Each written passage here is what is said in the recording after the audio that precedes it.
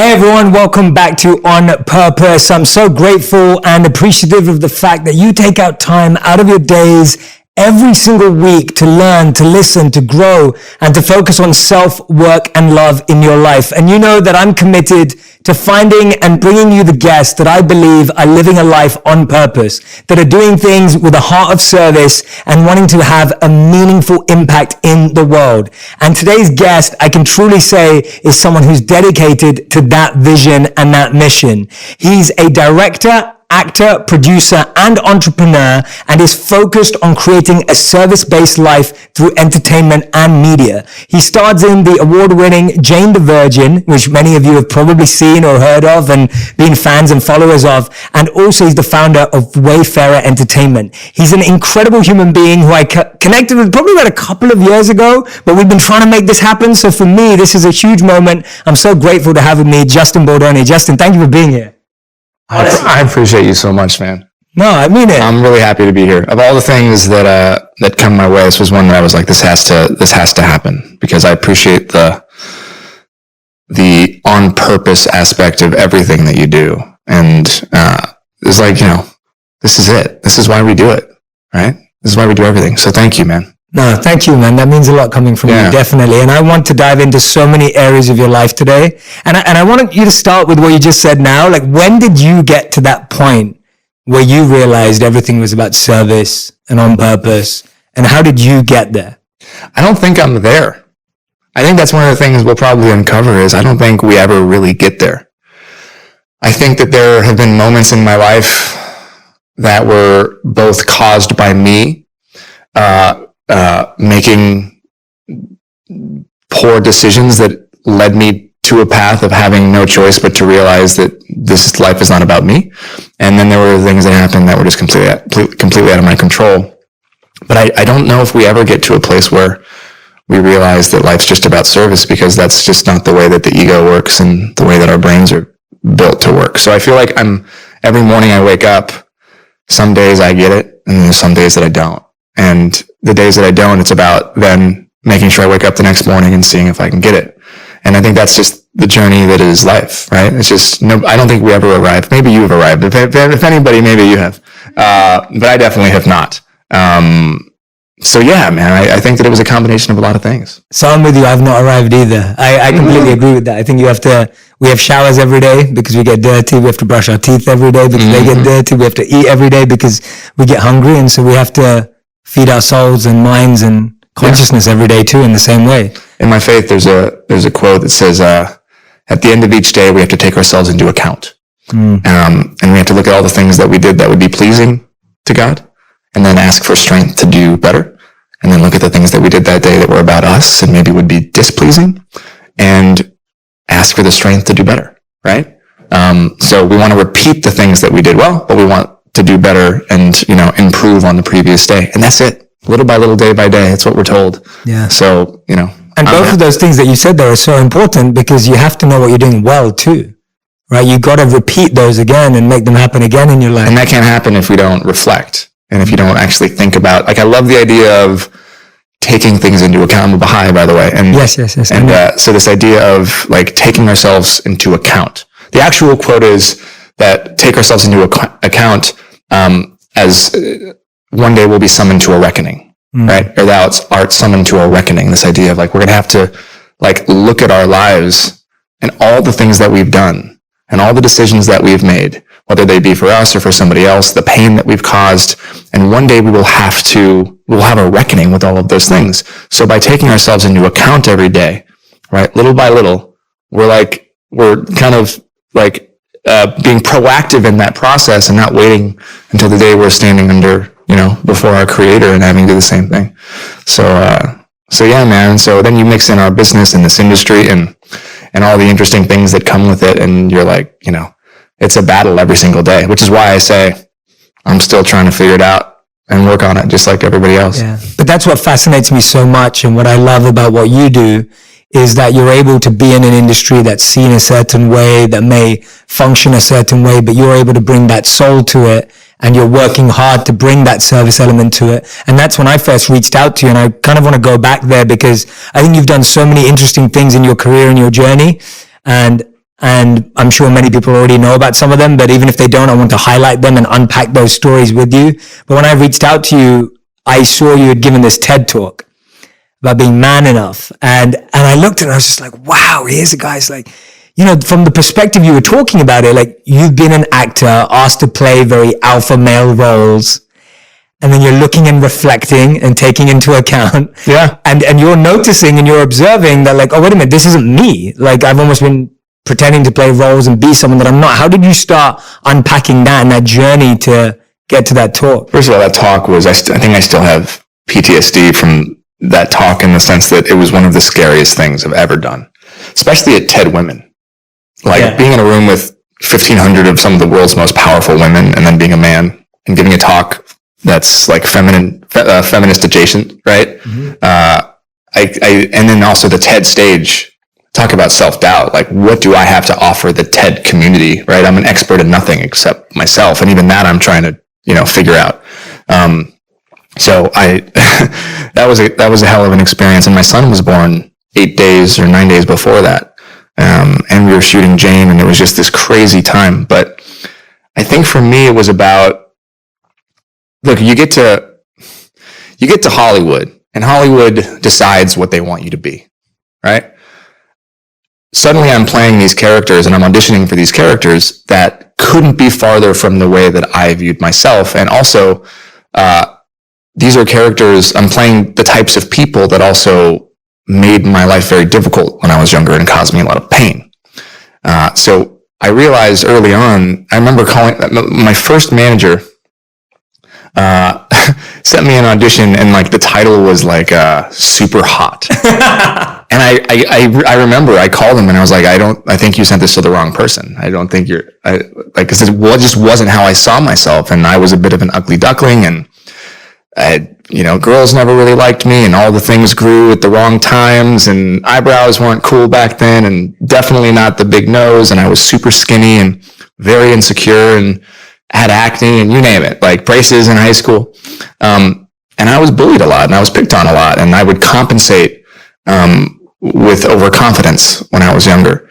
But all those boys from the time when I was in elementary school, I still struggle with it today. I always felt like I wasn't included, like I wasn't a part of the group, like I wasn't a man, like I wasn't man enough, right? And then suddenly I found myself being looked at from a superficial lens as one of those guys. So I was inducted into the club because at some point in my early 20s, I finally like grew into myself maybe, but it was never comfortable. So I remember early on in my acting career playing these roles, but having no idea like how I would talk or say things or walk, or because even my walk, I was made fun of at one point by kids when I was in 7th grade. And these memories are burned into my soul. I'm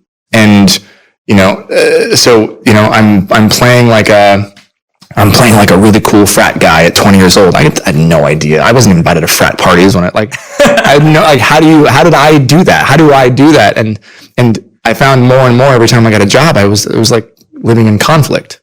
And then I realized that I was actually living in conflict outside of the work because I would become a different man based on who I was with. So I would change my personality, the way that I carried myself, the way that I walked, based on the company that I was in. I would become a chameleon to be accepted, to be liked. And all of those. And then I noticed my behavior with women as I was dating and relationships. And I just started to think about all this stuff, which unfortunately we don't often think about because the world is built to distract us. So in thinking about it, I realized that I was having a innate issue with my masculinity. It was much deeper than that, but that was at least a part of the issue. And then I saw a lot of other men having a very similar issue. And then the more I learned about feminism and women's rights, I realized that was also a big contributor, if not one of the main contributors to the oppression in that certain way. And so I just started to like dig into it and learn. And I don't know how, but Ted eventually asked me to come speak, and I wanted to use my platform to talk about it because I just felt like, man, if we could get more men to open up and think about this stuff and go inside instead of projecting outside, and I don't know, maybe we'd have a different looking world, and that's just the surface layer. Underneath all of it, I believe, is they're spiritual issues that need to fundamentally change. But you can't change those things like with the snap of your fingers. So I chose masculinity as kind of like the surface level thing for me to discuss and talk about, and also because it was parallel to my journey playing a character that was also kind of trapped and struggling with his masculinity. Yeah, absolutely. And what have been some of those challenges? It's so funny when I'm listening to you, there are so many things in common that I've spoken about before that I'm listening. I'm just like, wow, like I was super bullied when I was young because I was very overweight. And so I was really? Yeah, I was very overweight, and my wife had the same thing. So me and my wife, even though we didn't know each other at that time, but we both grew up on that side of the journey and experience of how we were bullied growing up. That's so interesting because my wife and I were bullied for being skinny. Oh, wow.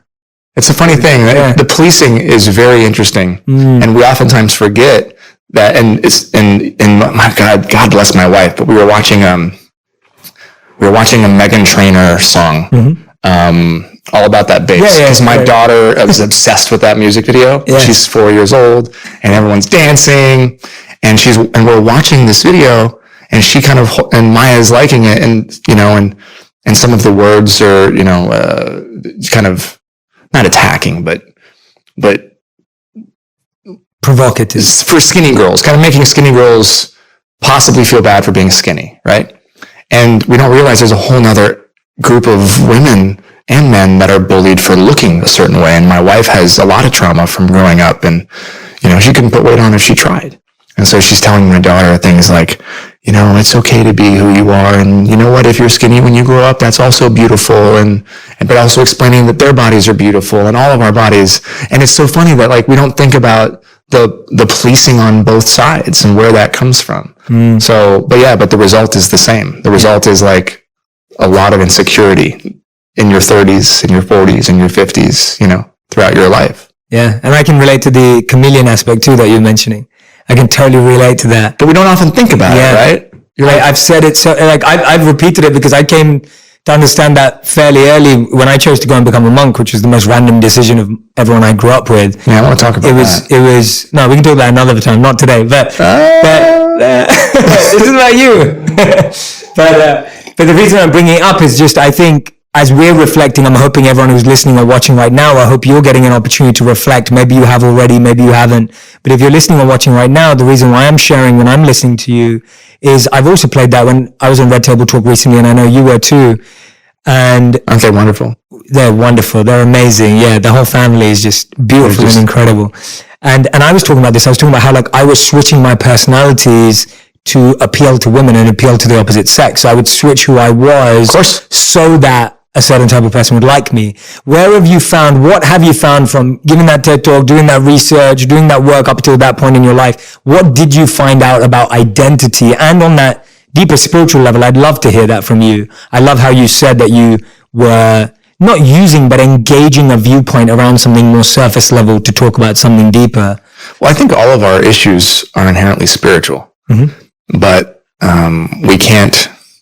you can't snap your fingers and fix a spiritual problem unless people are willing to go there. And as you know, having been a monk and me, every day waking up and struggling, the connection that an individual has with their creator, God, the universe. I mean, even God is a buzzword now for people. Like God is triggering to people, which is a bizarre thing. Like people are so anti-religion now that, and because they've had such terrible experiences, in whether it be their churches or, with various groups, that people are very hesitant to even talk about God. So now we're using words like the universe, right? Who created the universe? I don't know. Something did. So I use the word God. But it's so hard to tackle a spiritual issue when we're not realizing we're actually spiritual beings having a physical experience.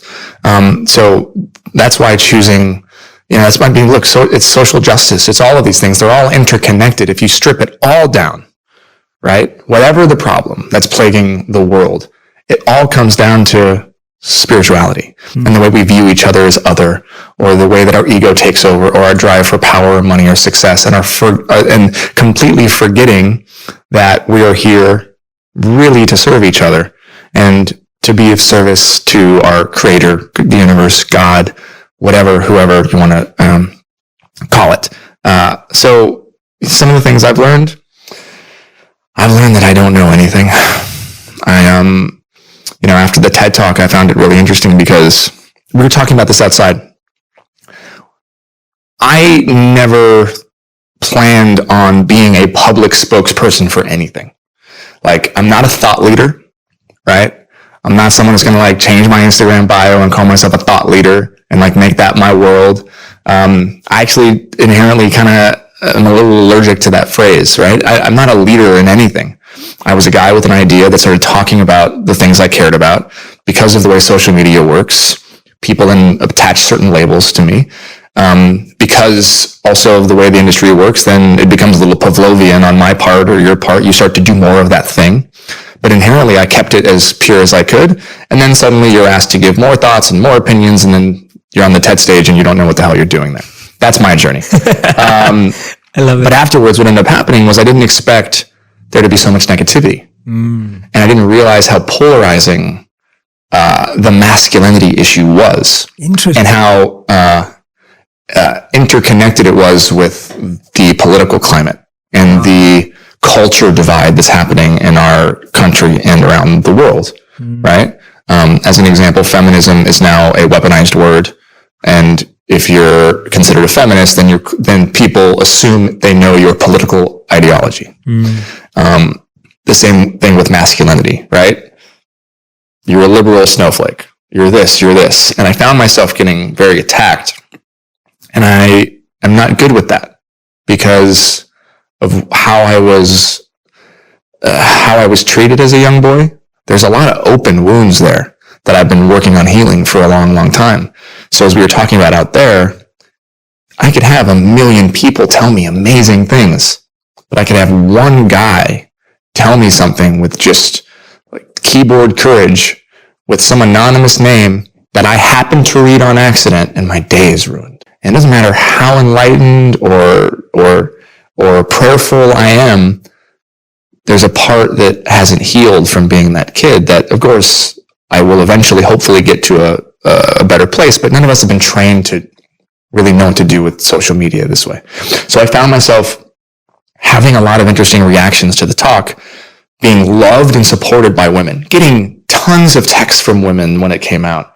Very famous women that I hadn't seen in 10 years, 20 years, a few men, I was one of them. Yeah, right? You were one of them. Being promoted on all these female-facing magazines and websites and things. And then the male reaction was really negative. And I was confused because it ended up perpetuating the same issue, which was this feeling like I am not good enough for my own gender, which happened as a boy. And now here I am talking to men as a man. So at the end of the day, I'm an athlete. I'm a dude. I work out. I love some of the aspects of masculinity. I'm a sports fan. I'm like, all of it. But I'm also a sensitive and I'm an emotional person. And all I'm saying is that you can be both. And maybe we can use all of those aspects of masculinity that make us strong men to explore the hidden inner parts of ourselves to become more full humans. And the response was terrible on that. I didn't realize that. Yeah, it was really interesting. Didn't realize that. And I got really sad and I didn't understand. And I realized that without knowing it, I had used certain words that sensational media has weaponized for a political agenda, like toxic, right? I'm not saying toxic masculinity doesn't exist, but that word now, if I say it, a large part of the population will not listen to what I have to say, even though I'm not using it in a politicized word. I'm saying the aspects of masculinity that encourage policing and bullying, that encourage us to change our personalities, maybe to treat women poorly, those things are toxic. And by toxic, I mean they're bad for you in the same way that a harmful chemical causes cancer, right? That's all it is. But that word can be weaponized. And then we're living in a very sensitive time where things are very polarizing and we are in the middle of this culture war. And I found myself in the middle of that. And I realized that, man, I should have done a little more research because the men that I actually want to reach, the men that I want to talk to the most are the men who are rejecting the message. And then I was in an echo chamber. I was in a silo. I was talking to the people that already believed in it. So that was something that I learned. That's beautiful. Which is why now with my work around masculinity and Man Enough, I'm changing a little bit of the way that I talk about it, because women don't need to hear what I have to say.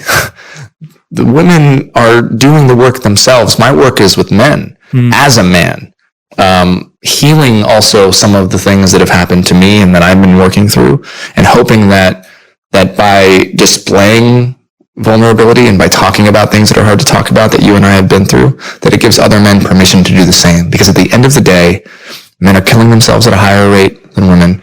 Men are dying of heart disease and cancer more than women. We isolate ourselves. We clearly cause a lot more wars and are doing a lot more damage. And I just feel like there's a lot of opportunity for healing. And that's at its core what it's about. It's about healing. Yeah, absolutely, man. You've said that so well. And when I saw it, and when I'm reflecting on it now, hearing from you, for me, it was just really clear that you were speaking about something that was around personal growth, personal healing, personal transformation from the perspective of, hey, have you had a look at yourself in a while? Are there parts of you that you would like to change? Are there parts of you that you haven't explored? Are there parts of you that you've forgotten even exist there? You know, are you really being the person you want to be? We haven't been trained to do that. Absolutely. No, we haven't at all. Nobody's taught us that. No, absolutely. Our fathers didn't teach us to look at ourselves and observe our behavior. We didn't learn that stuff. The movies are not teaching us that. No. The magazines are not teaching us that. What are they teaching us? How to get the girl. How to make your body look good so you can get the girl. And we don't even think about that language. What does get the girl mean? Now we're already thinking about women as possession.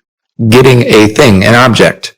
So without even realizing it, we're brainwashed to think a certain way. Yeah. Versus attracting a partner or a mate. It's not in our programming. We've been socialized. And women have been socialized to respond as well. I mean, there's two sides to this equation, which is why we both, and I've noticed this, had to change our behavior around various groups, especially women, to become the man we think they want us to be, instead of being just who we are, who we were born to be, and who we were born with, full of shit and baggage as we are. Yeah, absolutely. And I think what I took from it was just that encouragement to people to unpack your own bags. We've all got to do that healing ourselves. No one's going to do it for you. No one's going to walk into your life and fix you.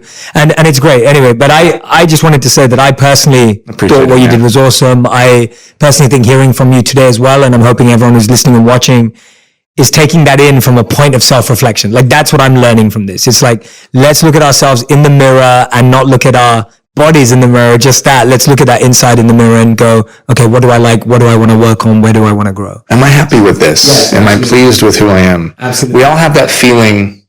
This feeling when you're in a social setting and you say something or you interact with somebody and then you leave that person and you're like, oh my God, I was such an idiot. Yeah. Or why did I say that thing? All of us have it.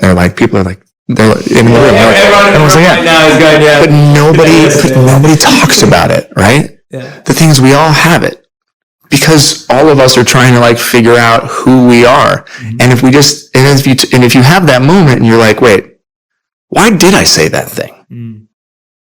That wasn't me, right? What was I trying to prove? Why did I change that little self-awareness can take you on a deep, deep journey into I don't want to say enlightenment, but into that self-reflection and awareness. And you can't start to change something unless you realize that it exists in the first place and you come to terms with it. So absolutely. Anyways, yeah. And it's both those things. It's looking back and going how did I say it to that person? And then looking at what we say to ourselves too. Yeah. It's reflecting at the voice in our heads and going wait a minute, did I say that to myself? Is that how I'm talking to myself now? Yeah. And then if you say, oh, I'm such an idiot. Yeah. What is that? Then now clearly that's how we're treating ourselves. Exactly. It's funny. My wife oftentimes says to me, stop treating my husband like that. Yeah. Right? Yeah. This beautiful. That's awesome. I love that. She's hey, be nice to my husband.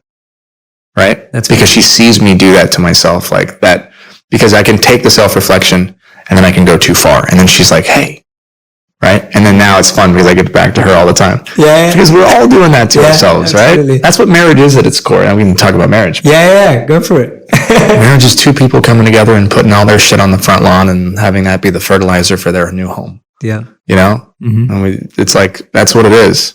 Yeah, 100%. No, I love that. And what's interesting is, you've gone from obviously using your platform to spread a message, but just now you were saying that actually you've been taking social media downtime too. You've been taking breaks from tech. Yeah, I just don't think any of us realize also the damage we're doing to ourselves. You know, what's funny? I had a question for you. Go on. You're a king at social media. I marvel at what you've been able to do and what you've been able to build, especially because you're doing it and it's all the same. It's all the same with the same intention. I can tell, I know I can feel intention. Only God knows intention, but I have this thing where I'm allergic to like self-help gurus and like, it's like no, but like there's a thing because we're all flawed, right? And it's so easy to put ourselves on a pedestal. And it's so easy to then suddenly, with the millions of people or the 20 or 30 or 40 people in a church or a congregation, to start to think that that's about us and not about what's coming through us. Mm-hmm. So and this is just me putting this on you, but I feel your purity. And I sincerely thank you for that. However, I don't know how you do it because you're creating so much content on such a massive scale every single day and building businesses also for helping people that I look at you and I'm like, how are you able to like separate you as your person from like this world that hinges on commenting and liking and putting out content? And I don't know how you do it. So first of all, I would love for you, because you knew at some point it was going to be flipped. No, I couldn't. I wasn't expecting that. I learn. I'm not an expert on anything. I'm not a guru or a self-help person. I'm here to get help and to learn. And all I do is pass that on. But I don't know how you do it because our brains are not wired for this thing. Like we haven't been wired for this. But yet you're doing it in such a beautiful and pure way, which is why, as I see your numbers rise and this is the number one, podcast on iTunes, I have so much joy for you because I'm like, oh my God, finally someone that I actually believe really cares is doing it. But how do you separate and like not go to bed at night thinking about the post you're going to have to do tomorrow? Like, and the interaction and the engagement that you have to have, like to get people to swipe up. How do you do that? So I think the first thing I want to say is I'm grateful, man. Thank you. I really appreciate that coming from you. Like it was very hot. It was very hot tattooing. Like I'm feeling the romance and like I'm just very grateful to hear that from you. Like it means a lot because it's not been easy and it's a daily practice. And the first thing I want to say is I have an awesome team. So that is a huge part of it. Yeah. And as things grew, I really understood that I couldn't do it on my own. And that if I tried to do it on my own, then that would get very difficult. So I think one of the biggest things was recognizing I had to find people with good energy, people who didn't just want to do this because they got paid to do it, but that they were also doing it because this was deeply connected to their mission in life. And it was helping them fulfill their purpose. And that's what I've always said to everyone on my team. It's like, I want you to be doing a role that feels aligned with your purpose as much as it's aligned with mine, because it's not good enough for you to be here because you get paid to be here. Like that's not. And so I'm very fortunate to have an amazing team that is doing that so that I'm not having to think about everything all of the time. So I think that's one big thing. But for me, I've had that daily practice for a long time. And I've talked about it a bit before, but I call it seeds and weeds. And that's my check-in system. And that's the check-in system from my Vedic tradition, Hindu tradition, of checking the seeds and weeds in my life. So the way I take account is I ask myself at the end of every day, at the end of every week, or at the beginning of a new venture or a new business or a new project, and I ask myself, am I doing this as a seed or a weed? The seed is a positive intention, which is a pure intention, and a weed is a negative intention, an intention that I know could start off amazing, but will end badly. So a negative intent, so as an example. Yes. Give me an example of that. So like greed. Ego. If I'm doing something, I'm doing this for, there's a deal coming and I'm going to do this just, you know what, it's going to make me a few grand, I'm going to do it. Correct. Yes. So I would put that there. Yeah. And that's different for different people. Like, yes, I have to take point and say, I'm in a privileged position where now I can decide to do that. Right. Sure. And there was a time when I stuck to that even when I couldn't, but I appreciate that not everyone. I get it. Yeah. So I'm just putting it out there as a disclaimer for other people. I'm not pushing that on anyone. But for me, I know for a fact that if I'm doing something, we were talking about it earlier with guests. Like, I want to have guests here that I can have these conversations with. Like, there may be a guest that may get me the good numbers and like be really good for my brand. But it's like, if I've got nothing to talk to them about, or if we're going to sit here and just talk about their new CD, right? I'm not that into CDs anymore, but you talk about, then I'm just like, sorry, this is showing my age. But the point being that like, if that's all you're going to do, like that's not exciting to me. So me and my team, when we're talking about guests that we want to have, we sit there and talk about like, what would be the talking points? And like, Jess will do the research and we'll be like, okay, well, let's talk about the meaningful stuff. Like we're trying to look at like, how do we, and so I think for me, a big thing is I don't want to do things out of ego, greed, just for money. Yeah. Right? My own pride, or just for perception. Mm-hmm. So I'm looking at how can I do things out of kindness, love, compassion, service, right? Impact. And I can still be as strategic about it. And that's the missing link, I feel. And this is all inspired by one statement by Martin Luther King. He said that people who love peace need to learn to organize themselves as well as those who love war. Mm-hmm. And that's the missing link. That we can all be as spiritual and as deep and as pure as we like, or trying to be. But if we're not strategic, and if we're not, and you know this because I see you do it, if we're not focused and we're not organized, then we're doing a disservice to this beautiful message. And I think what you pointed out so beautifully is I actually feel being a messenger of a message that is through me is actually liberating. It takes some of the pressure off. Sure does. Because now I'm like, now it's not about me being perfect. And now it's not about me having to live up to a certain standard. And now it's not about me having to be perfect all the time and say the perfect things all the time and look perfect all the time and all of that stuff. And I think that's where it takes the pressure off. Do you still have the human moments where you struggle with like, oh, that didn't do as well as I wanted it to, or, oh, that person didn't respond, or just finding yourself maybe in a moment where you want to be just purely connecting with another human, thinking about, a strategy of something tomorrow, or, do you still have those moments? Yeah. So I would say that I definitely have the moment of assessing. I love assessing performance. Yeah. Because I also think but it's the lens through which you're assessing it. So let me explain what I mean. So I'm assessing, like I will look at a post and be like, oh, people didn't like that video as much. Interesting. But I'm not going, oh, people didn't like that video as much. Oh my God, I'm so sad. They don't like me. I'm depressed about it. My self-worth is now falling down. Like, oh my God, maybe like my views are going to tank now and people are going to unfollow. Like that's not the line of thought. My line of thought is, okay, what can I learn? Why didn't they like that?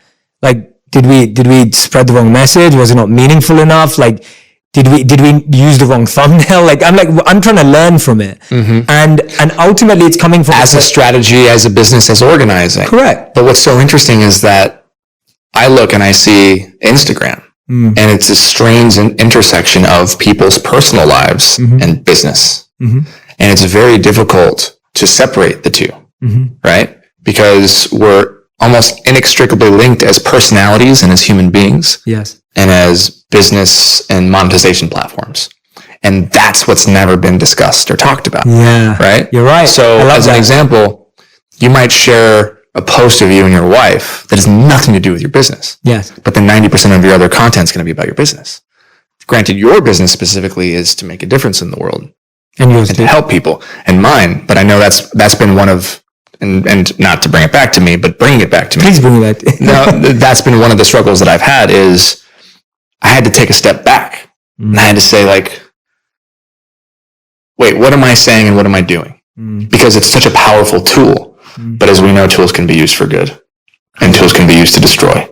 And I'm seeing so many negative things happening in people's lives as individuals. I'm seeing the dating world. I have so much compassion and sadness for so many of the people that I'm seeing trying to navigate themselves in this like social media instant gratification dating world. I'm seeing we're seeing epidemic levels of depression amongst young people, right? Because of the likes and because of these are. I mean, we were lucky. We didn't have social media when we were. I'm older than you, 35, but we didn't have it. Like, imagine that pressure. So I look at it and I just said like, okay, why am I taking this picture? Yes. It's that simple. It is that simple. Why am I taking this picture? And what I've been doing, and I took it a little too far because I really haven't been posting nearly as much as I used to, is I kind of took account as to why I was doing something, which really comes down to purity of intention, right? 100%. Why am I posting this? Do I know it's going to get likes? Or am I posting this because I like it? Yes. And if you can just strip it down to that and start to battle the Pavlovian instincts that come up when you're thinking about it, then I think that you're on the right track. And so that's kind of the world I'm in now, which is sharing far less personal moments, although I share personal moments, but I'm sharing them because I like them. And I'm acknowledging and I'm aware of the thing in me that for some reason doesn't feel accepted when the strategy as the business person isn't getting the response that I feel like it could or should. Because I'm not like you in the sense where I don't have a platform where I'm quite literally trying to affect and change people's lives all day long. I'm creating a different kind of content, but my world has come together with my personal life and my business, and it's a very tricky thing. And you're seeing a lot of influencers and celebrities dealing with this kind of this strange intersection of like business and personal life. The promotion of brands. It's a very lucrative thing for people in our position, like with this privilege, but at the same time, at what cost, and what are we saying, and how are we doing it, and what are we showing? And it's really trying to figure out, and I'm on the journey of trying to figure out how I can do it in a pure way. Yes. Because it's a necessary thing. Yes. But I need it to feel pure because my filter and my accounting system is straight up like, if this doesn't feel right or pure, I can't do it. Totally. I physically can't do it no matter how much you're going to pay me. Yes. I'm with you. And that's kind of the problem. Yeah. So that's kind of my issue with social media right now. And I'm also, I don't even think you asked me this, but I've also been struggling and thinking a lot about just overall intention. And I'm seeing this trend in especially young people that want to change the world. And I don't know if anybody really knows why they want to change the world. And that's troubling to me. In an age where everybody's trying to be more authentic, nobody is. And that's scary for me, thinking about my daughter's generation, which is why we at my company at Wayfair, and personally, we don't say authentic anymore. We say sincere. And I believe that you got to ask 2 to 3 whys always. Yes. Sure. Why do you want to change the world? Because. Well, why do you want to do that? Because. The third why is going to be because I want people to remember that I did. Or, That's it. Yeah. and you look at this hustle mentality, this world that we're living in where we're showing our lives to everybody. And then I just look at them and say, like, well, what's driving you to do that? Why are you sharing that? Why are you broadcasting live on Instagram? Who are you talking to? And what are you trying to say?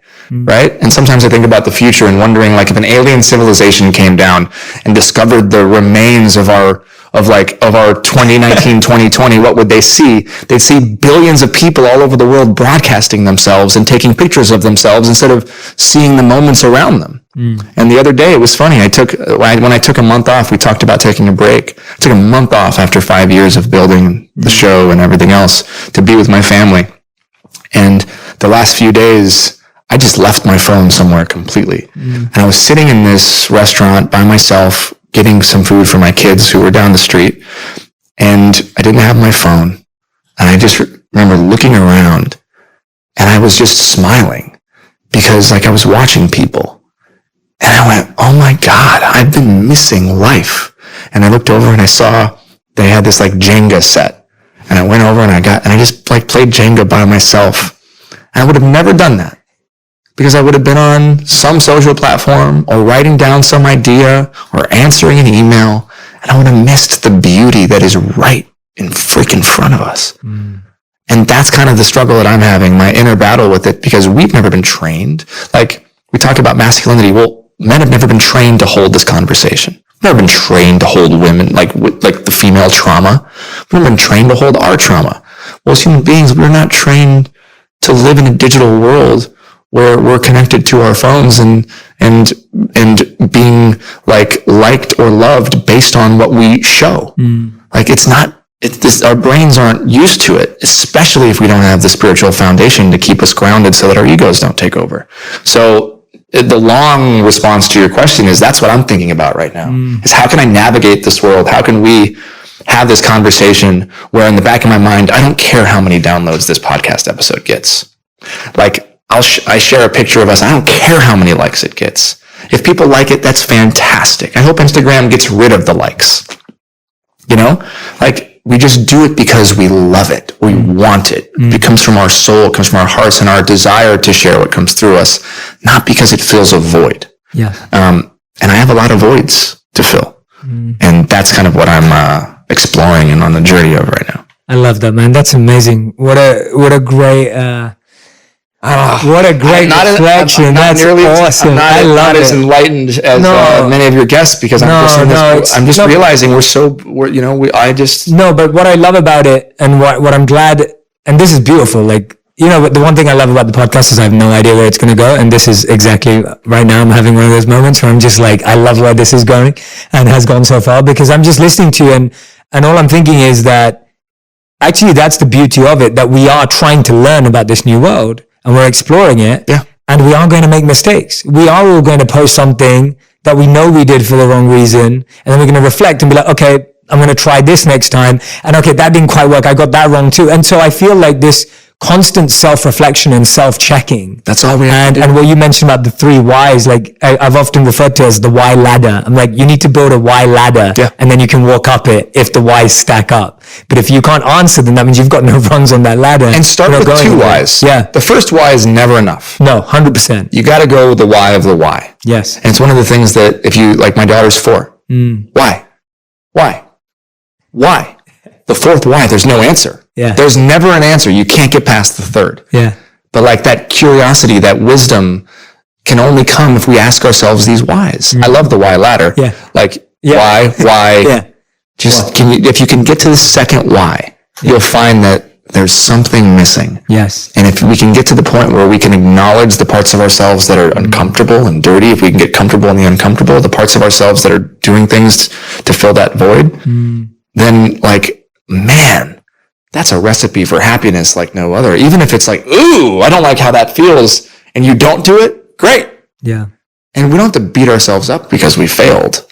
That's the other part of it. Like, that's what, beat ourselves, because lots of good can come from our doing things impurely. And we are going to. Nobody is pure. 100%. And in the Baha'i faith, we're told that like we will never conquer our ego. Yes. Ever. Yes. You can go be a monk for 1 billion years or 80 years. You know, it's really funny. This also made me think of something. Baha'u'llah says in the Baha'i faith, at one point, he called the monks down from the monasteries. He says, amazing. You found enlightenment. You found meditation. You have perfected the art of silence. Now come down here and put that into practice. Yep. You're doing that. You're actually doing that. Because it's easy. You can spend 60 years in a monastery and practice all these things. Yeah. But can you practice it down on Hollywood Boulevard 100%. with 3.5 million followers, with 1 million people or 2 million people that download your podcast? Can you practice what you've learned as a monk in the middle of superficiality and materialism? That's what you're literally doing, man. That's why I applaud you. Well, no, the crazy thing about it is that I've said to so many people that like being a monk was like going to school and then this has been the exam. Like I've actually said it like that. Like this has been the test of everything I've learned is the last 6 years since I left the ashram. This has been the test. And when we were trained in the Vedic philosophy, same thing. So I love the fact that we're so aligned on belief. You'll never overcome ego. No one's fully at enlightenment. You're constantly in the path of purification. It's all about sincerity of purpose. So I love the use of the word sincerity. And the key thing was also that half of our day was silence and half was service, because we were told it's easy to feel humble when you're on your own. Like it's easy to feel you've overcome ego until someone challenges it. So if you're on your own all day, you can be like, oh yeah, I'm over ego. Like I'm cool. Like nothing can trigger me. And the next thing you're like in a car on the Pacific Highway or whatever it is, and all of a sudden like, you're like, oh my God, I'm full of anger. And you're spot on. And therefore I think that it's okay. We just have to rapid awareness to stuff. And that's what I always explain to people. It's like, you're not trying to make something disappear. You're trying to spot it quicker. and then you're trying to transform it quicker. Like, it's just a speed thing. It's not a matter of yes or no. I think we live in this binary world of one day I'm impure and one day I'm pure. And it's like, we both know it doesn't work like that. But what does work is that I get quicker at spotting those moments, and I get quicker at changing. It's funny, people ask me a lot, the effects that making My Last Days had on me. Yes, yeah. I was going to get into it. And My Last Days was a documentary series that I produce, where I've been traveling the country for 7 or 8 years, telling the stories of people that are terminally ill, living amazing lives. And there's something that happens to somebody when they find out they're dying. That the reason I created the show was because I wanted so badly for an audience to be able to have that same moment without being given the diagnosis. What if you could wake up and live as if you were told from the doctor you had 6 months? What would you do? How would you treat people? What would you care about? Right? That was my dream. That was my goal. What I found was the thought of mortality and being around so many individuals who are so close to death, was that exact thing that you described. It was the thing that in an argument with my wife or a friend or in the middle of deal points, in a business, was the thing that made me come back faster. Because at the end of the day, does that matter? Why am I reacting that way? And when I leave here, how am I going to feel about it? Now, if you're dying and you have 6 months to live, it's a totally different thing than if you feel like you have another 80 or 90, which none of us even know how long we have. But this coming back faster is all that we really need to do. That's what my wife and I talk about. It's great. So what if we get in an argument? But how fast can we come back? My personal version of that is, how fast can I apologize? Do I have to wait till the next day? Or can I do it almost the second that I say it? And Abdul Baha, in my faith, basically says, in the future, the crime itself will be the punishment. Yeah. The goal is to get to a place in civilization, right, where we are so spiritually grounded that the very act of the crime itself will be all the punishment that's needed. Like, that's where we want to go. Oh, right? Wow. That's where we want to get. Right. Yeah. How fast can we come back? Oh, I didn't feel good. All right, I'm back on course. Yeah. And it's like the pain of committing the crime is the punishment. That's right? it. Yeah, it's that the remorse, knowing that we displeased. Yeah, I love that. Right? That's awesome. Like, that's where we have to get to, which is why when I say, like, all of these problems are spiritual in their core. Yes. Like, you can look at everything. Like the prison, like you talk about the prison industrial complex. Like, all of these things they're all broken, but they all have spiritual fundamental issues that if we just looked at them as, wow, wait a second. People change. Like, I can change. You can change. I just might have cursed at that person, but 3 seconds later, I was so regretful that I did.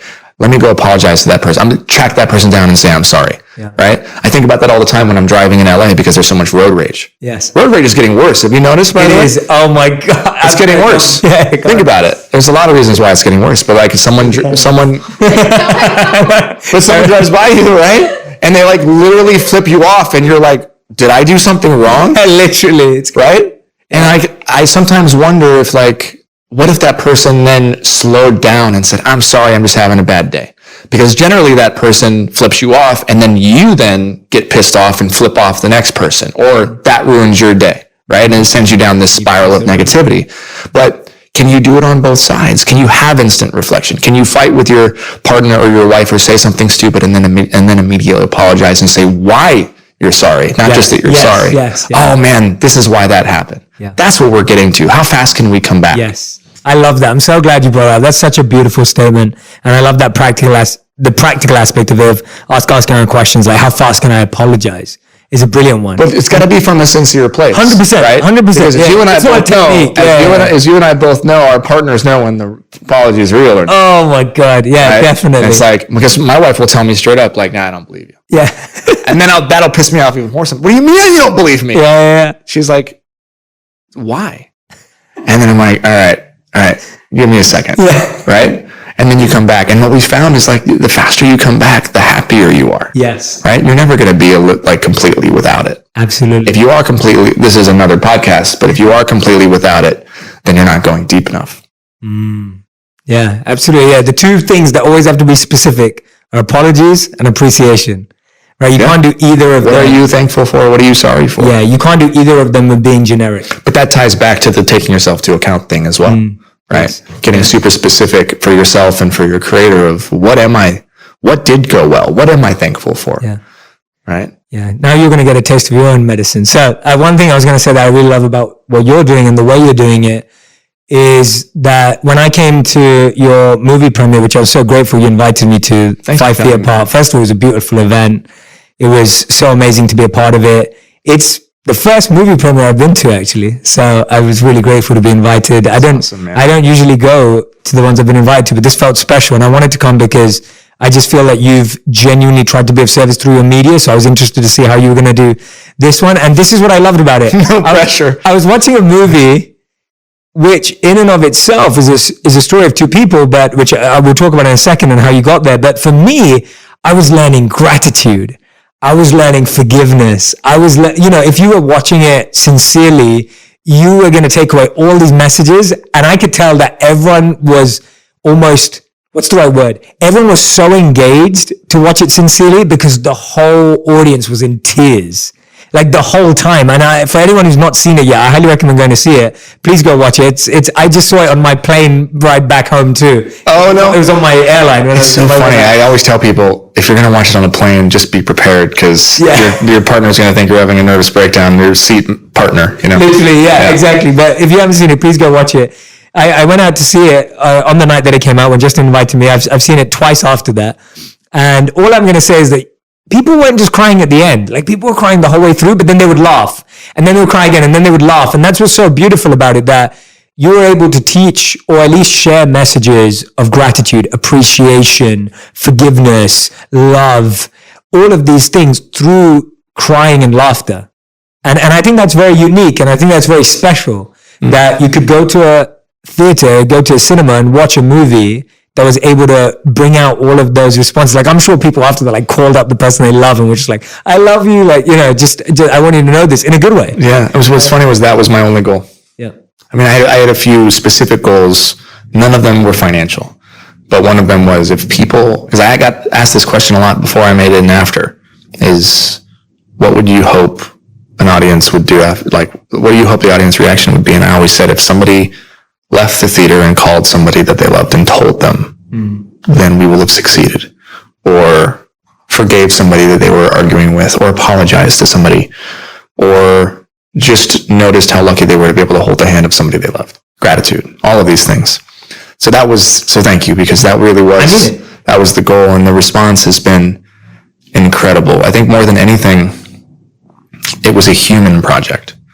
One of the Arabic words for human, right, is insan, which has infinite definitions. Yes. Of course, one of them means they who forget, which is funny that insane means they who forget. Yeah. And the idea, and this was, my partner, my production company is Muslim, and we were having conversations about this, is one of, it's interesting that that's one of the words for human, is that we forget everything. We forget our joy.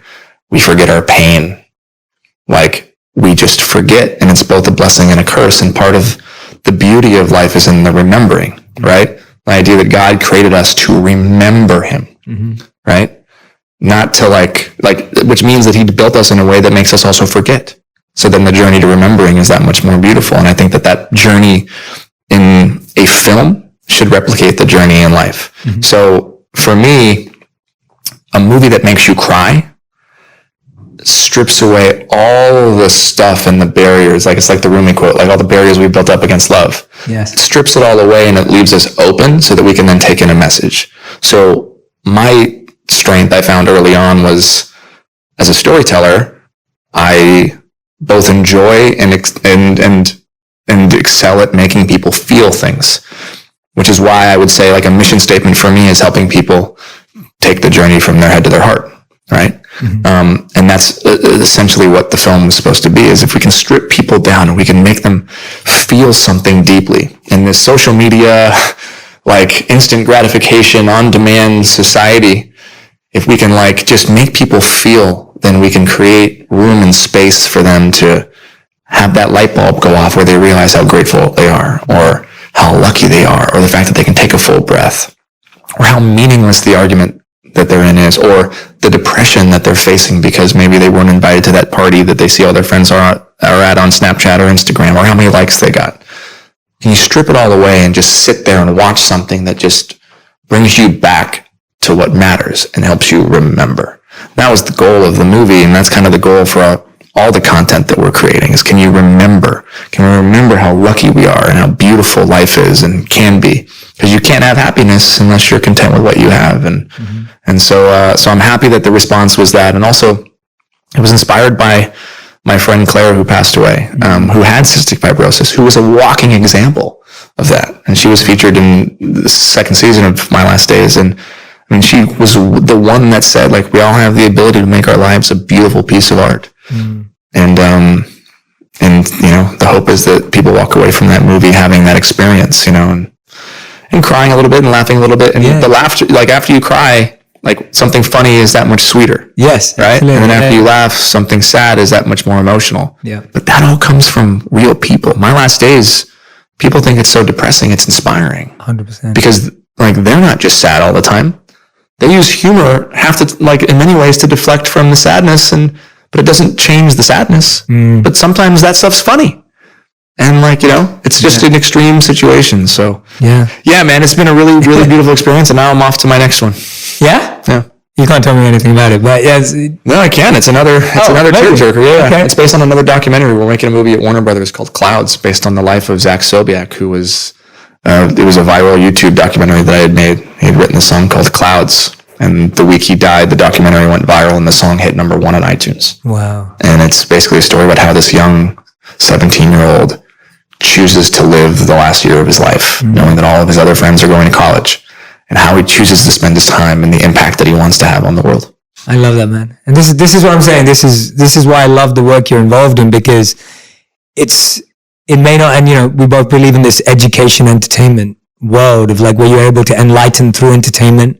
And I do believe that, you know, that was the reason why I came into this world and wanted to be involved, was because I really saw that too, that I felt that we're always going to want to watch movies. We're always going to want to watch documentaries. We're always going to do that. But if the creators behind these can become more conscious, if all of us can come with an angle of, okay, why is this serving anyone, right? Beyond what you said, the monetization or any of that stuff. Like, how is this really helping people? Because in the world today, we have this dichotomy between, just as we have junk food, we have junk media. And if all you're consuming is junk media, that's going to destroy your insides in the same way junk food destroys your outsides. And that's where we're at. So you're the only, it's funny. It was quite literally in an early deck when I was starting the company and begging people to make things with me, that I said, it was like, we are doing the exact same thing in television and media that we've done in the food system, right? Which is we're creating the low-hanging,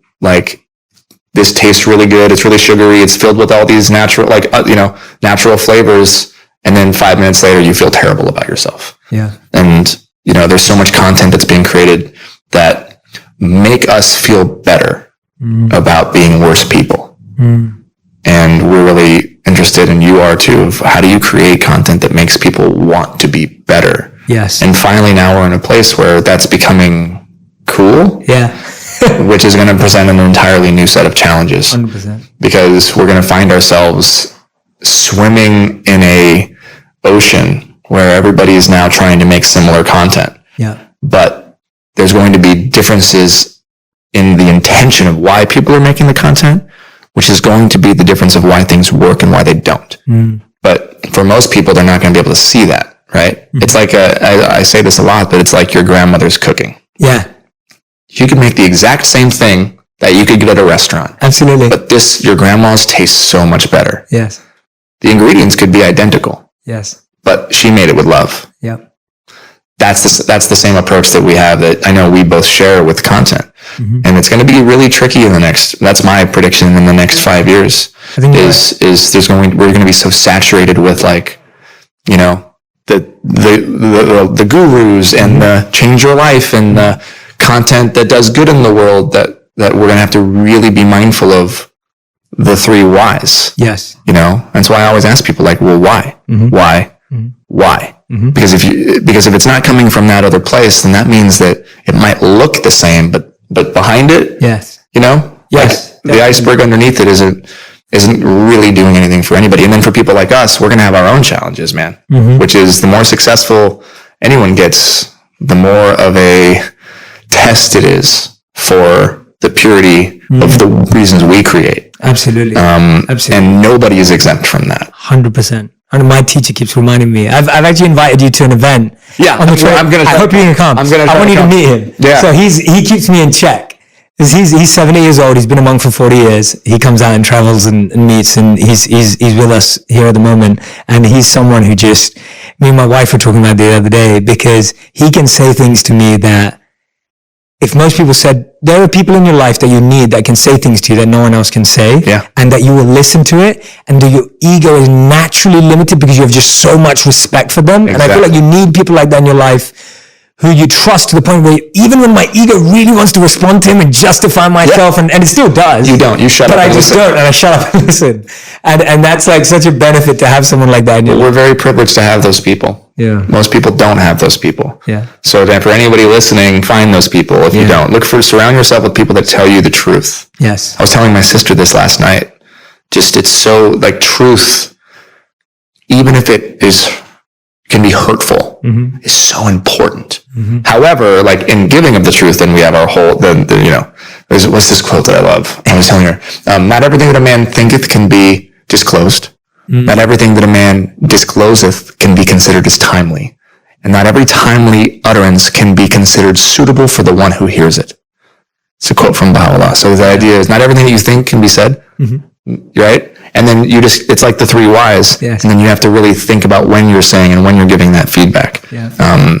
But maybe we can also be that for each other. Yeah, I'd love that, man. That'd be amazing. No, I'd appreciate it. I think we need more people in that category in our lives who can do that. And you're forced to shut up and listen because you want to. And I want to ask you some advice now, because even though you know, and I'm not doing. I don't have much advice to give, my man. No, I'll tell you why. I'm not a father yet. Oh. And me and my wife obviously want to have kids at some point. And the reason why I'm asking you this is I'd love to hear how you've been trying to pass on whatever you have, or to learn from your children too in this process, because I know it's a two-way thing, you know. It is, man. Well, I think our children teach us more than we teach them. Yeah. Especially in the first few years. My kids, one of the things that I'm actively working on is trying to see the world the way they do. I don't know why or how we forget the wonder of, like, the fact that somehow, like, these, like, our body, like we've come into existence from, like, not from any will of our own doing. So we're here, and all of this is happening, and everything was somehow built and created, and we're just like, yeah, that's Hollywood Boulevard. Yeah. Like, no, that's Hollywood Boulevard. Like, but what's underneath that? Like, whoa, the sun rises and sets.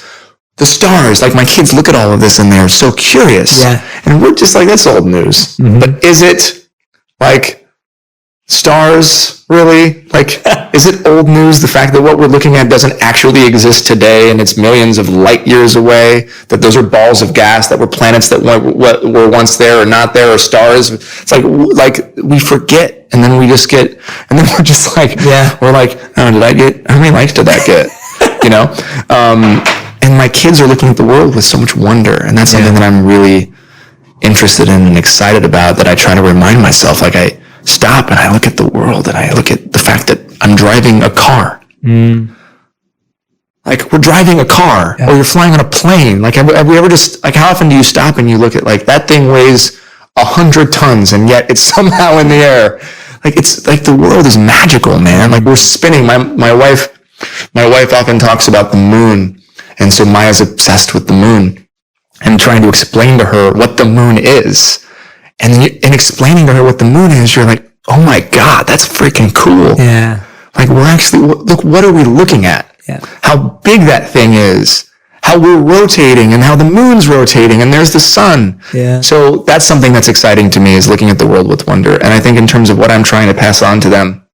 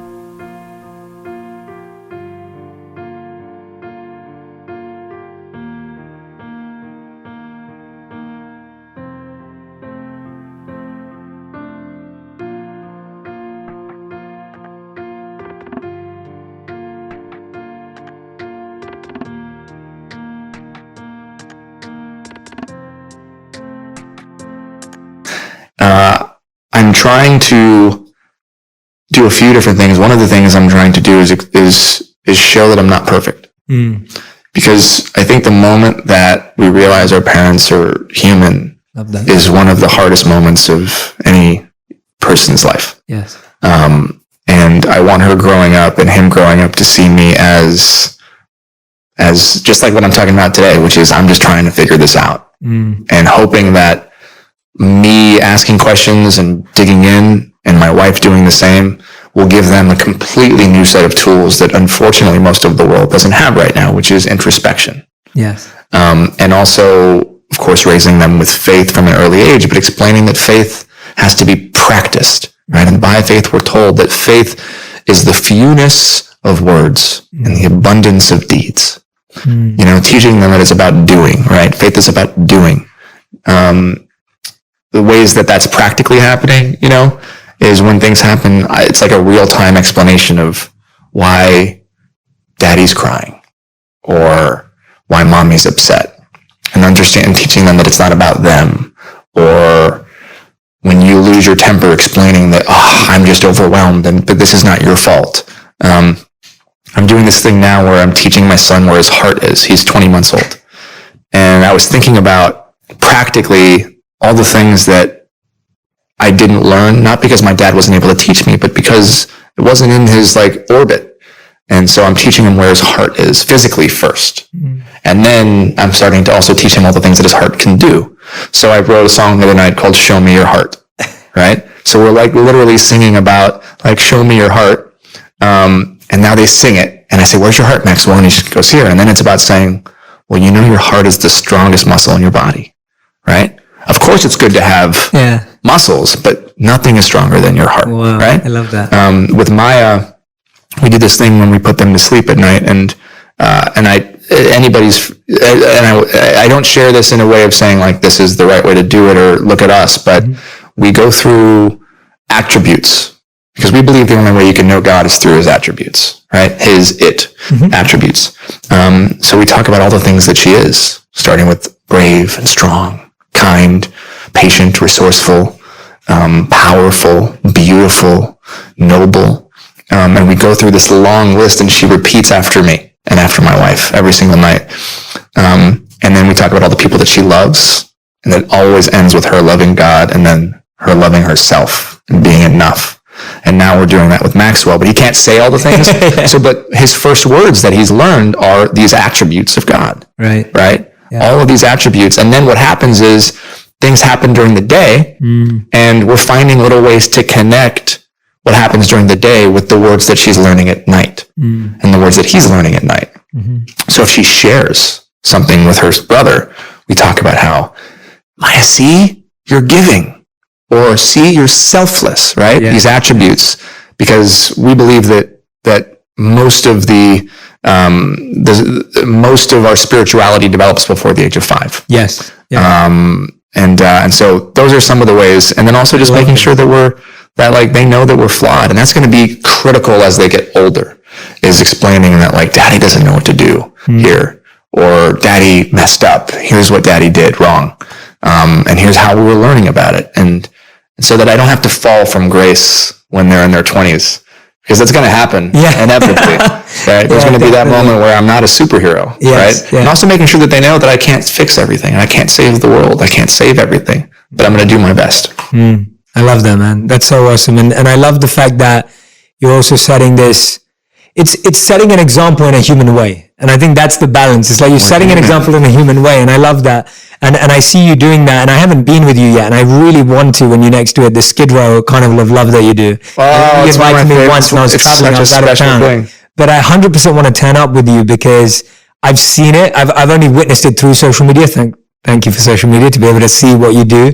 And I've been traveling when you've done it here and you've invited me in the past. And I really want to join next time you do it because I think it's like this, you know, for your kids to grow up and see that and not see you as Superman, as like the perfect person, but to see you as someone who's wanting to make a practical difference too, like being out there, doing things. I mean, that to me is so special because I think when children grow up and see their parents doing things that they don't need to do in one sense or whatever it may be, or, oh yeah, there's, you know, I give money to something or, you know, we do this, that's good. But when you're giving your time and your energy, like time is our most valuable resource. And, you know, it's one of the reasons why I think it's so great that you start every one of your podcasts by thanking people for their time. Because when you give your time, that's a true act of love. It's one of the reasons why. So I have this quote from Abdul Baha. This is in my wife's handwriting.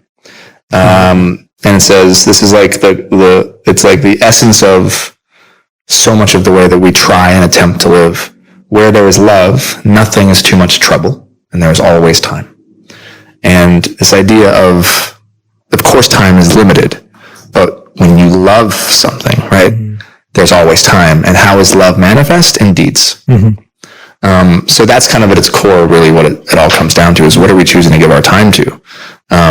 Which is one of the biggest struggles living in 2019, 2020, right? Living in this modern day, which is there's so many things that want to take our time. The Skid Row Carnival, just for 2 seconds. Yes, please.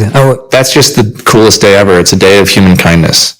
And from the outside in, it looks like a big carnival in the middle of one of the worst man-made disasters in our country, Skid Row. We clearly have an epidemic of people experiencing homelessness in Los Angeles as the data just came out and we're like skyrocketing through the roof. And it's really, it was a way to figure out how to use like the perceived celebrity and coolness to actually create real impact and change. And so we started with trying to create an event that brought people all to the worst place in Los Angeles and physically transformed it into a day of just joy and love. And it's one of the most beautiful things I've ever experienced because for one day, you cannot tell who is homeless and who isn't. You cannot tell who's rich or who's poor, who's struggling with an addiction or a mental illness or not, right? Because the chances are both sides are. It is a day where everybody comes together and sees each other as one. You don't see people on their phones. People aren't taking selfies. People show up to work, to be of service on both sides. And the way it works is we have this day where we partner with all these service organizations. We bring all the people together that are competing for the same money from the government and from the state. And we bring them all together to offer all the services in one place. And we create a day where one volunteer gets partnered with one guest who's experiencing homelessness, and they walk through this experiential carnival together. And of course, there's the superficial things like food and clothing. There's like gorgeous barbecue and truckloads of clothing and toys for kids. But then there's all the other things. There's psychologists, there's social workers, there's the DMV for ID cards, there's housing initiatives, there's dental, there's medical, there's eye exams, there's glasses for people that can't see, there's blood tests, HIV tests, there's triage for people that have open wounds on their feet. Like, you name it, it's there. There's haircuts, there's manicures, pedicures, feet washing. We wanted to create this experiential day, but all the guests are providing the service, and it's a one-on-one connection. And what came out of that was an idea to take it further. And we created it's called the one-to-one program.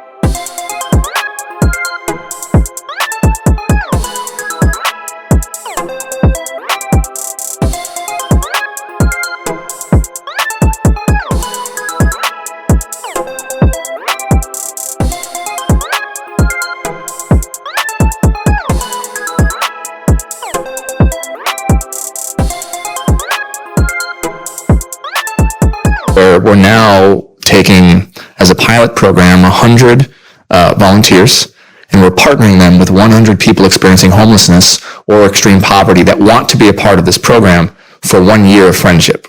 That's awesome. And then we're going to fund the friendship in the sense that we're going to give every volunteer a $500 gift card that can only be spent on the friendship and based on the exact needs of that individual. So if that person maybe they just need a night away from where they are, or a new outfit for a job interview, or whatever or maybe they just need to go see a movie, or they just go have coffee together. Whatever it is, it's about building this friendship. And then we provide the support to both of them via all the different service providers that we know. Because I believe that the one thing we're not doing when we're looking at the problem of homelessness is we're not addressing it from a human standpoint, which is like, forget about addiction. First of all, everybody needs housing. I'm a big housing first initiative, because you can't get your life together unless you have housing, right? Imagine trying to go to a job but sleeping on the street, or trying to show up on time somewhere, or trying to battle depression or your abuse or your substance abuse addiction, which is always caused by past trauma, without having a freaking place to live. We are totally backwards the way we're approaching the issue. However, why are we looking at it from a place of human to human connection, saying, you matter, I see you, I love you, you belong in society, there is nothing different between you and me, I'm not otherizing you, I'm bringing you in, and what can I do to help? We're not looking at it from that point. Yes, let's put people in housing. Let's get people help, but let's also see if we can create awareness by building friendships. So we're testing this program. We're seeing what happens. We're seeing what results come from it. My hope is that it can become a scalable solution to people that have servant-oriented hearts, that want to actually feel like they're doing something. And with people that want to get off the street, or want to create and want to have an actual friendship. And what we found is that there are people on both sides that want the same thing. So let's bring them together, and we'll see what happens.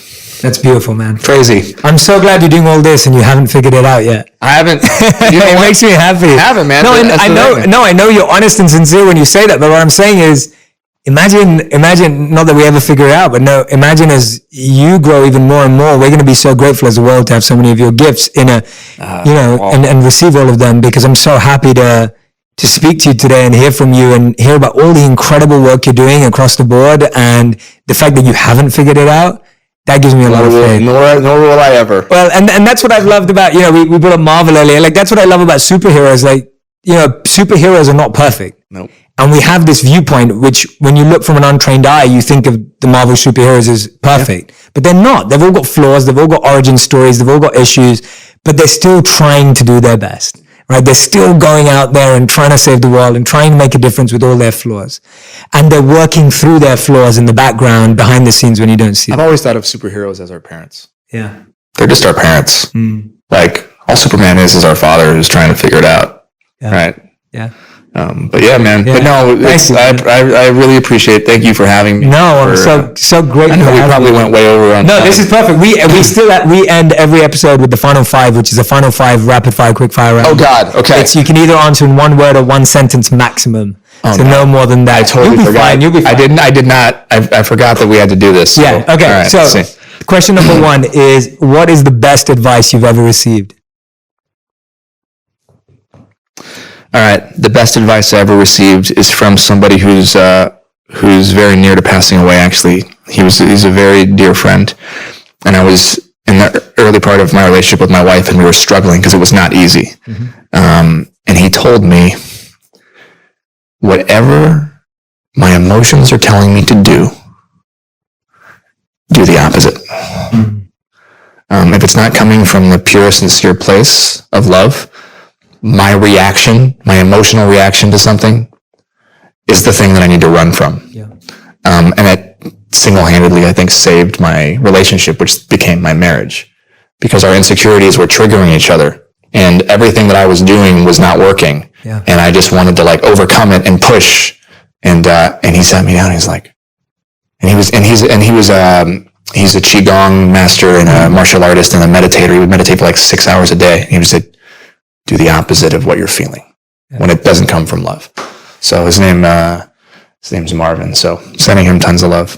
I love it, man. That's awesome. Sending him love too. Awesome. Love that. Question number two. What's the worst advice you've ever received? Oh my God. I can't think of one. I've received so much terrible advice.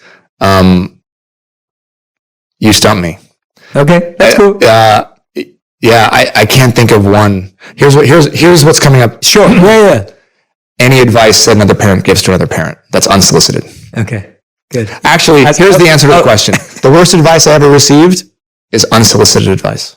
Nice. That's good. I like it. Okay, good. That's a good answer. Yeah. Okay, question. I'm going to help anyone time a guest struggles with that. I'm going to bring that up. Yeah. As unsolicited advice because it's not asked for. And Question 3. Something you're trying to learn right now. Something I'm trying to learn right now? Yeah, something you're like wanting to learn right now that you're working on learning. I'm rewiring my brain right now via something called neurofeedback because I actually have a very addictive brain and I struggle a lot with stillness. And my meditation comes from moving, and I want to be able, like you, to sit in stillness and meditate because I believe that through stillness and through quiet and meditation, as Abdul Baha says, the mysteries of the universe are revealed. And so I'm really working right now on actively quieting my brain and sitting and meditating. That's awesome, man. I love that. Question number 4, something that you're trying to share at the moment, something you're trying to teach, something you're trying to give.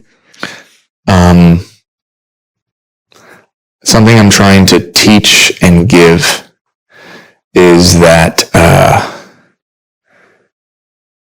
I really believe that service is the key to everything. And ambition and service can sometimes be in direct conflict. And stripping it all down to the whys, right? Like, why are we wanting to be of service? So that's the thing that I'm really interested in exploring and teaching right now, is asking people to dig into why they really want to do something. Like, why do you want to be of service? Great. Why that? Why that? Yeah. The 3 whys. I love that. And question number 5, I've never asked this to anyone on the show before, but when are you and your wife coming over for dinner? As soon as we get an invite. Awesome. I'm so excited for all of us to hang out. Yeah, me too. Together. We need to do a full-way interview at some point. Yeah, although I think that'd be fun. We should totally, because my wife and I are really interested in. We've had so many people come to us about marriage. Yes. And this idea of goals and thinking that we're perfect and all these things, and we are constantly trying to tell people that it's the opposite of that. It takes real, substantial, uncomfortable work, and we only show the 20% of our lives that we want people to see, that we project. And Emily and I are really, really excited. We're going to be diving in and possibly even creating content around dating and marriage, because we just see so many people that want it but don't realize what it takes. And I feel like you and your wife are similar there. So, but we have to be careful, because us together, we're just going to, we'll probably end up coming up with too many things, and we don't have the time to do everything. Yeah. No, I love it. Justin, you're amazing. Thank you so much. Everyone who's been listening, watching, if you got this far, I'm so grateful. Thank you so much. If you listened the whole way through, I appreciate it so much. It means so much to us. My prediction is most of you will make it all the way through, because Justin is absolutely phenomenal to listen to. I'm genuinely mean this. I'm going to go back and listen to this episode again and make notes, because there were multiple times where I was like, if this wasn't a conversation, I wish I had a phone in my hand to take notes. I wish I was writing notes. So I'm going to go back, listen again. I highly recommend it. Go ahead.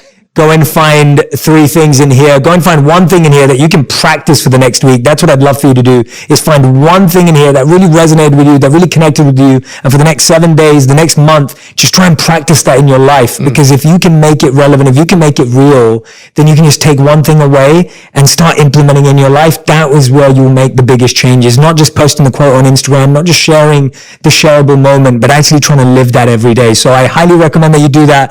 I think Justin gave us a choice of at least 100